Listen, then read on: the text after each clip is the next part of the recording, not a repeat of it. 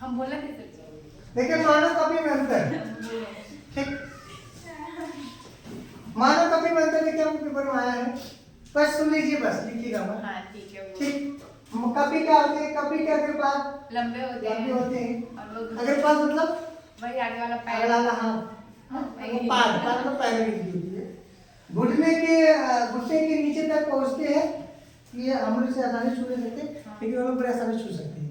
ठीक, अगर पादों तथा पश्चपादों के समान कार्य लेते हैं, जैसे आगे पास से पेड़ पे चढ़ते हैं उसे पिछड़ा में दोनों यूज करते हैं। पैर हाथों की तरह किसी वस्तु को पकड़ सकते हैं। कपि की अपेक्षा मानव का अगर पाद छोटे होते हैं तथा घुटने के ऊपर ही रहते हैं, हाथ ऊपर रह जाता है। अगर पाद तथा पश्चपादों का कार्य क्या होता है? अलग अलग होता है। पैर किसी वस्तु को पकड़ने में सहायक नहीं होते। पैर से कोई वस्तु पकड़ेंगे क्या? लेकिन बंदर पकड़ सकते हैं। क्या पकड़ोगे? पेड़ की डालियां पकड़ लेते हैं। आप पैर पकड़ लो। हाँ मैं ऐसे देखते हैं, ऐसे पकड़े रहते हैं। अरे तो पैर से मानव की बात कर रहे हैं। नहीं मानव नहीं करता है। मानव हाथ से तो पकड़ते हैं ना डालियां। मानव वही तो कह रहे हैं ना, इनके आगे पाद और पश्च का पाद का जो कार्य अलग होता है ना।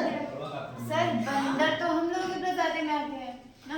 बंदर एक अपने किसी पेड़ की शाखा को पैर से लटक सकता है, लेकिन मानव लटक सकता है? फंसाएगा, पकड़ेगा नहीं।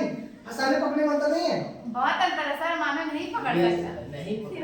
अरे भाई साहब नहीं पकड़ सकते मानव, सुना है? हाँ, और वो क्या करते हैं? पैर से देखिए अपने नाखून से कुछ पकड़ लेंगे बड़े जबरदस्त। आप पकड़ लेंगे क्या? ये पकड़ी जाती है।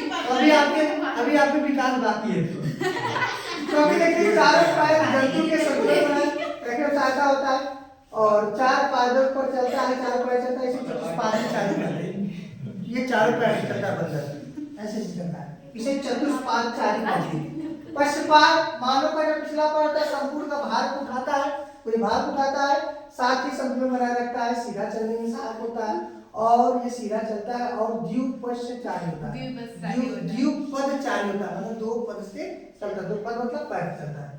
बंदर का अंगूठा छोटा होता है, इनकी अंगुलियों के समांतर होता है, अंगुली एक समान होता है, ये वस्तुओं को पकड़ने में सुविधाजनक नहीं होती। ये अपने हाथ से कोई चीज नहीं पकड़ते, लेकिन मानव का अंगूठा सीधा विकसित होता है, अंगुलियां संपूर्ण पर होता है, कुछ देखिए इतनी दूरी पे, कुछ संपूर्ण होते हैं, वस्तु को बड़े अच्छे से पकड़ लेते हैं, और इससे वो अपने हाथों से अनेक कार्यों को उपयोग में कर सकते हैं। बंदरों के मादा के स्तन उभरे नहीं होते हैं, इसमें मादा के स्तन उभरे होते हैं। भौहें मोटी और छोटी ऊंची होती है, माथा सकरा होता है, ठीक, नाक चपटी होती है, चेहरा दुतल की तरह आगे निकला होता है, जिससे क्या बोलते हैं? प्रोगैन्थस बोलते हैं। और यही मानव के भौहें पतली अपेक्षाकृत दांतों के पास होती है, माथा चौड़ा और ऊंचा होता है, नाक उठी होती है, चेहरा चपटा होता है, आर्थोगेनेथस कहते हैं, प्रोगेनेथस आर्थोगेनेथस। ठीक, इनमें महारंग मैग्नम खोपड़ी के पीछे की ओर स्थित होता है, खोपड़ी कसेरू दंड पर टंगी होती है, उनकी खोपड़ी जो होती है रीढ़ की हड्डी पर टंगी होती है, लेकिन हम लोगों में गर्दन होता है, ठीक है, सीधा कसेरू सीधा खड़ा होता है, इसके बाद गर्दन होता है, तब आपकी खोपड़ी और पश्च मस्तिष्क जुड़ी होती है, जिसको क्या बोलते हैं? खोपड़ी। पिछले मस्तिष्क क्या बोलते हैं? मस्तिष्क पुच्छ, मिडल ऑफ द गिटार।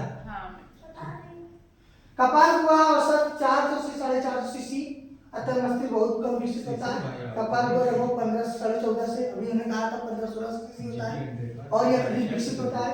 इस पर तथा तर्क संगत वाली नहीं होती है, मतलब इसका मतलब बताओ, स्पष्ट तथा तर्क संगत वाली नहीं होती, इसका मतलब बहुत सोच विचार करने वाले नहीं होते ना। तर्क संगत वाली मतलब बात, हाँ बात, जैसे मानो होते हैं एक दूसरे बात करके बैठ जाते बात करते हैं, लेकिन मन ऐसा नहीं करता। इनमें सामाजिक कीमत शिक्षा भावनात्मक पक्ष का अभाव होता है, इनमें कोई सामाजिक इस पे कोई नाती रिश्तेदारी जैसे वैसे कुछ नहीं होता है, ठीक।